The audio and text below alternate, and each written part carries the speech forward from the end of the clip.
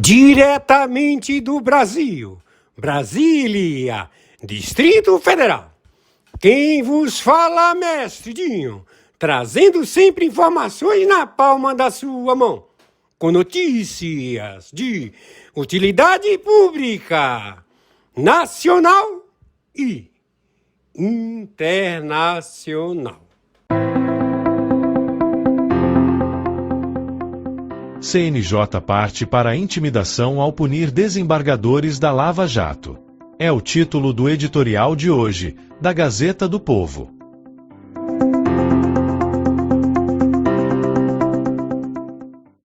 A ofensiva recente realizada no Conselho Nacional de Justiça, CNJ, contra os magistrados que participaram da Operação Lava Jato não se resumiu à severa e injusta punição à juíza Gabriela Hardit, suspensa de suas funções por 2 anos pelo crime de ter homologado um acordo para a montagem de uma fundação destinada a ações educativas de combate à corrupção. Na mesma sessão, no início de agosto, o CNJ instituiu outro crime de hermenêutica, para afastar por 60 dias os desembargadores Carlos Eduardo Thompson Flores Lenche e Loraci Flores de Lima, do Tribunal Regional Federal da 4ª Região, TRF4.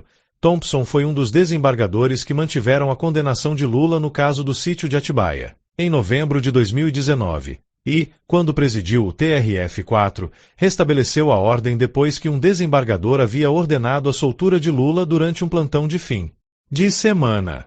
Em setembro de 2023, Thompson e Lima ajudaram a formar a unanimidade pela suspeição do juiz Eduardo Appio, que havia assumido meses antes a 13ª Vara Federal de Curitiba, ficando responsável pelos processos da Lava Jato que ainda corriam na primeira instância. Appio, que já estava afastado provisoriamente desde maio daquele ano, era alvo de vários pedidos de suspeição por manifestações públicas sobre a Lava Jato antes de assumir a 13ª Vara, fez doações, ainda que valores muito baixos, às campanhas de Lula em 2018 e 2022 e chegou a usar o código LUL22 como senha de acesso aos sistemas do Judiciário. As circunstâncias de suspeição pareciam evidentes, e os desembargadores, ao declarar Appio suspeito, ainda determinaram a anulação de todos os seus atos na condução dos processos da Lava Jato. Nada diferente do que o STF fez quando declarou, de forma aberrante, a parcialidade de Sérgio Moro em 2021.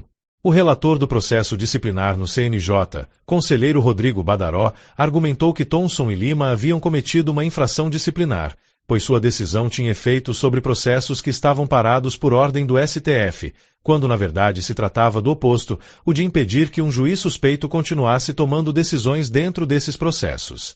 A alegação de que os desembargadores ainda usaram provas que o STF havia considerado imprestáveis, no caso, as célebres planilhas da Odebrecht, também não para em pé, porque, mesmo que o julgamento da suspeição de Appio tenha ocorrido no mesmo dia em que Dias Toffoli anulou o conjunto probatório, em uma de suas muitas decisões absurdas de desmonte da Lava Jato. O voto do relator Lima havia sido colocado no sistema do TRF 4-5 dias antes, e o acórdão da decisão nem sequer mencionava as tais planilhas. Ou seja, na pior das hipóteses teria havido apenas uma decisão equivocada por parte dos membros do TRF4, e o dizemos apenas com finalidade retórica, pois o mais provável é que nem sequer isso tenha ocorrido, e não uma intenção deliberada de desobedecer determinações do STF, muito menos de desorganizar a condução dos processos da Lava Jato.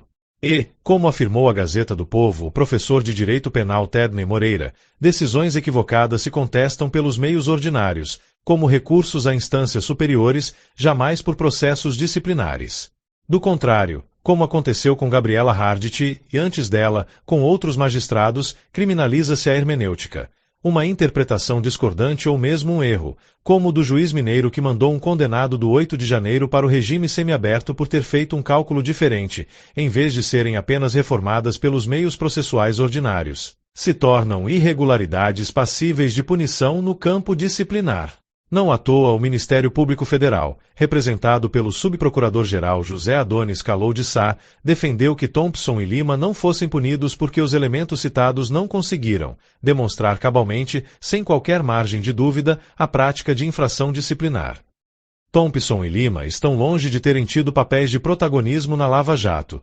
Este último nem sequer participou de qualquer julgamento dos casos envolvendo Lula, e aquele era parte de um colegiado que julgou um dos processos. Mas o CNJ mostra, com essa punição, que deslizes mínimos, reais ou inventados, bastarão para atormentar e até prejudicar a carreira de todos os que, de alguma forma, deram sua contribuição para o sucesso da operação, seja condenando os envolvidos no escândalo, seja freando as ações de um juiz suspeito por simpatias político-partidárias. O efeito de intimidação criado por tais punições não é um efeito colateral, mas parte essencial do desmonte de combate à corrupção, que tem um tripé: anular tudo o que foi feito na Lava Jato, criminalizar os agentes da lei e vitimizar os corruptos, e garantir que novas ofensivas contra a ladroagem não voltem a ocorrer. Mas, como já dissemos antes, o Brasil que quer decência precisa resistir e lutar para que a verdade e a justiça sejam restabelecidas, para que os ladrões e seus cúmplices paguem por seus atos, e para que os que deram tudo de si para combater a corrupção sejam reconhecidos por sua coragem. Essa é a opinião da Gazeta do Povo. Essa narração foi gerada por inteligência artificial, sob supervisão jornalística.